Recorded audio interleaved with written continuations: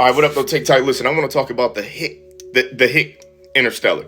So Interstellar is a real favorite of mine, and I just recently watched it again, and I've been meditating on it all day. So a lot of people think that Cooper died at the end of the movie, which is why he was able to go inside of the hospital room when his daughter was dying, but also he was in there like a ghost because the other people didn't really acknowledge and interact with him.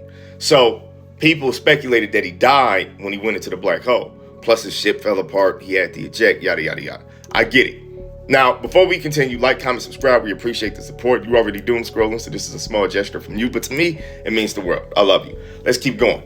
Now, this is what I think. I think he was right. I think it was fifth dimensional creatures because he says, here's the thing. They tell him to eject.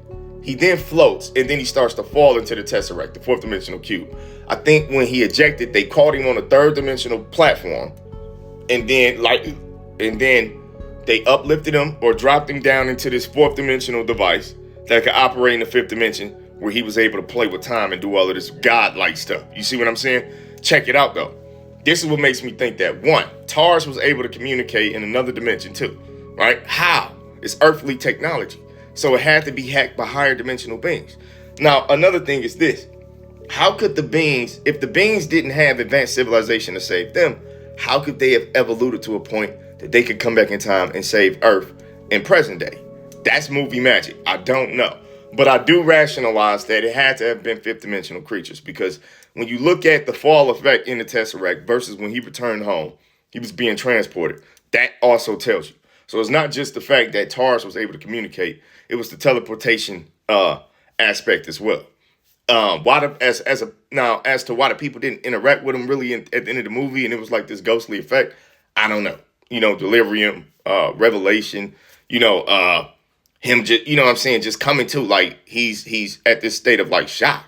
You know what I'm saying? And they're emulating that through blurring the other people in the room and kind of like dulling the noise with them and just focusing on these two characters. It's kind of just showing the hyper focus and seriousness of that scene. You know what I'm saying? That's how I look at it. But I don't think he died. And that movie still just bothers me. It's still like, I know it's a movie, but it still like just messes with me because it's so many different takes. It's valid that he could have passed away. Valid. But it's also valid that it was fifth dimensional creatures communicating through TARS, walking him through it, trying to help him save their time so he could at the same time save theirs. And it also shows the quantum entanglement.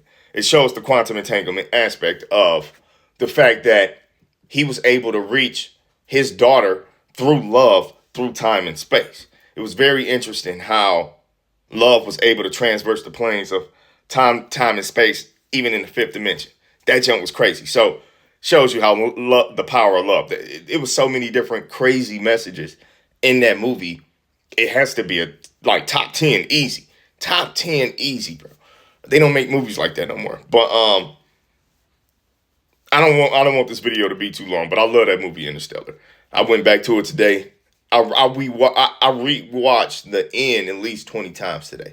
Swear to God, like I'm like just trying to put it together, trying to really understand it. And I think with the director, it shows you the lengths of humanity, what it is to be a human. And maybe it even compels you to question that. Maybe that is a question that you should ask. Like, what are you really willing to do for love and for the human race? You know what I'm saying? For the people you love and even people you don't know. You know what I mean? Like, what does it mean to be human? And if we evolve to a place where we are in the fifth dimension, will we even still care about our third dimensional brethren in another time past? You know what I'm saying?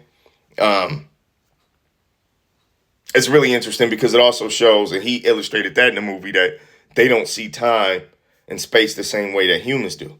So they weren't able to access certain bits of information the same way that he was able to by being inside of the Tesseract and playing with time as he was moving through this space. You see what I'm saying? Because again, it goes into the third dimensional aspect of taking a third dimensional being, putting it in the fourth or fifth. It starts to change its shape. Same thing with reaching down.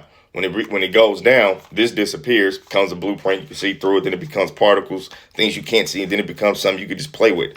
And it operates in every quantum. Like it, You know what I'm saying? So depending on what dial you go up or down in the dimensional realm, that determines what the organism is going to take its shape. And that affects what present organisms, how they can interpret that, or if they can even interpret it at all. You see what I'm saying? All right. But anyway, I appreciate y'all walking through this with me. I'm sorry. Love you. I'm gone.